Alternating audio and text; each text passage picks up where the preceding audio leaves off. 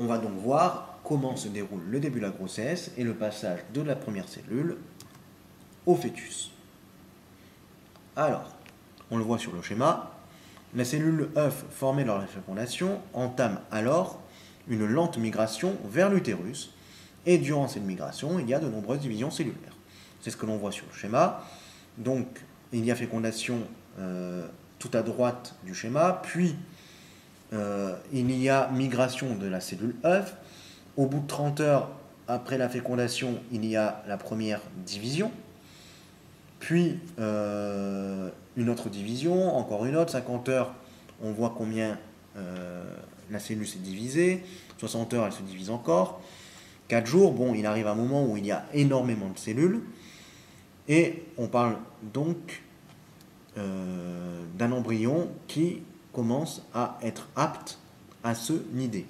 En effet, la cellule œuf donne donc naissance à une masse pluricellulaire qui, 5 jours après la fécondation, va pouvoir s'implanter dans la muqueuse utérine. C'est ce que l'on appelle la nidation. Cette muqueuse utérine étant très développée, comme nous l'avions vu précédemment lors de l'étude du cycle utérin. Une fois que cette masse cellulaire s'est développée, elle va évoluer en embryon. Et 2 mois plus tard, l'embryon s'appellera le fœtus.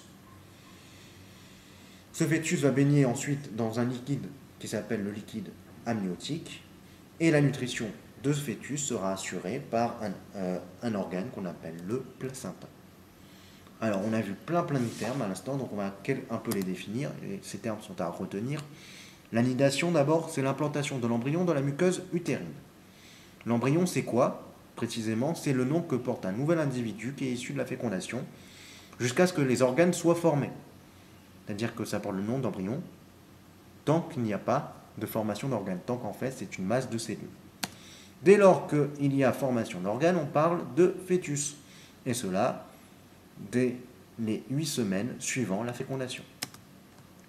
Le placenta, c'est l'organe qui relie l'embryon, puis le fœtus, enfin l'embryon qui après va se développer en fœtus, donc c'est l'organe qui relie l'embryon ou le fœtus à l'utérus maternel et qui assure sa nutrition durant la gestation.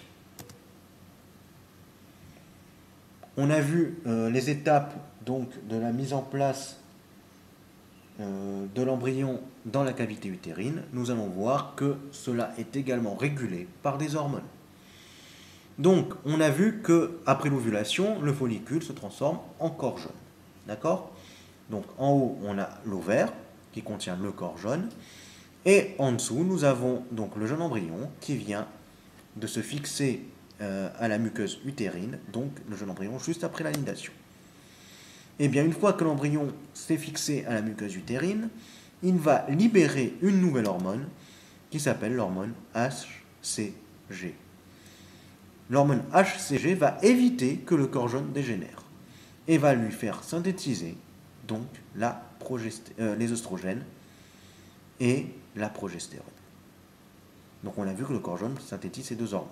Cependant, après il dégénère. Grâce à la HCG, il ne dégénérera pas. Il y a donc, grâce à la HCG, maintien de la muqueuse utérine par la progestérone et les oestrogènes. D'accord? C'est la progestérone surtout qui permet de maintenir la muqueuse utérine et donc d'avoir un environnement propice au développement de l'embryon. De même, la progestérone va inhiber les contractions du muscle utérin de manière à éviter l'éjection donc, de ce jeune embryon. Cela permet donc à terme la survie de l'embryon. De même, si jamais il n'y a plus de chute du taux de la progestérone à cause de la HCG, eh bien, il n'y a pas de règles, puisqu'on a vu que les règles étaient liées à une chute du taux hormonal d'œstrogène et de progestérone. Donc, ce qu'il y a à retenir, c'est cela, c'est qu'après la nidation, le tout jeune embryon produit une hormone appelée HCG.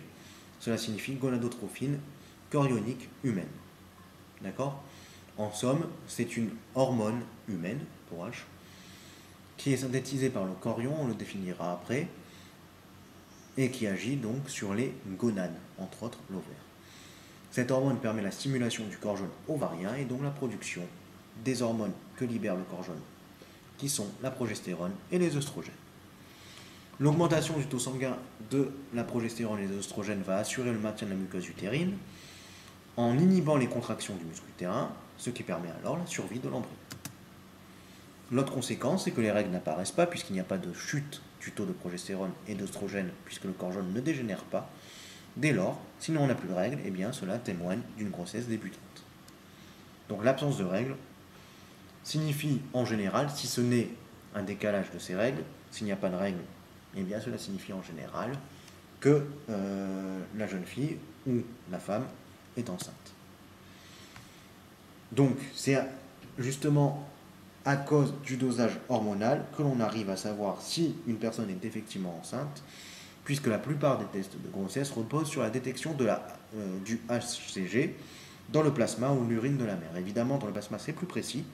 C'est pour ça que lorsque l'on a un test positif acheté en pharmacie, qui s'évalue à l'aide de l'urine, qui contient donc un peu de cette hormone, eh bien en général, il faut refaire un autre test que fait passer d'ailleurs le médecin, qui est une vérification sanguine, puisque évidemment, il y a bien plus de taux hormonaux dans le sang que dans l'urine.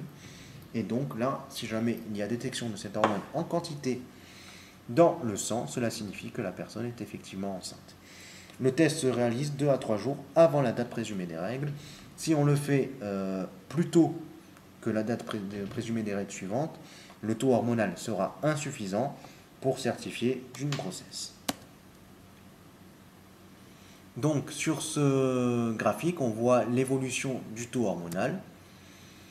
Donc la sécrétion de l'HCG par l'embryon atteint un maximum de 60 à 80 jours juste après la dernière période menstruelle. Puis ce taux chute. Pourquoi ? Eh bien parce que le HCG est libéré par le corps jaune le temps que le placenta se forme. En effet, une fois que le placenta est formé, c'est lui qui va assurer la synthèse d'œstrogène et de progestérone et non plus le corps jaune. Donc je résume. D'abord, l'embryon va libérer la HCG pour dire au corps jaune de ne pas dégénérer et donc produire en forte quantité la progestérone et les œstrogènes afin de maintenir donc la cavité utérine en état de recevoir l'embryon et de le développer.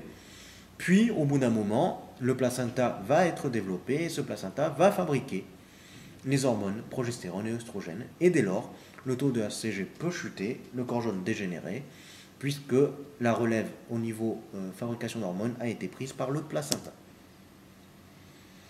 Ainsi, au bout de 3 mois, le corps jaune devenu inutile régresse, c'est ce que je viens de vous dire. Et à la fin de la grossesse, le taux de progestérone chute.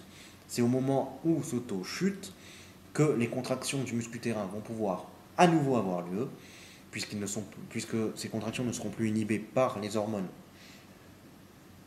progestérone, et dès lors, s'il y a contraction, il y a accouchement.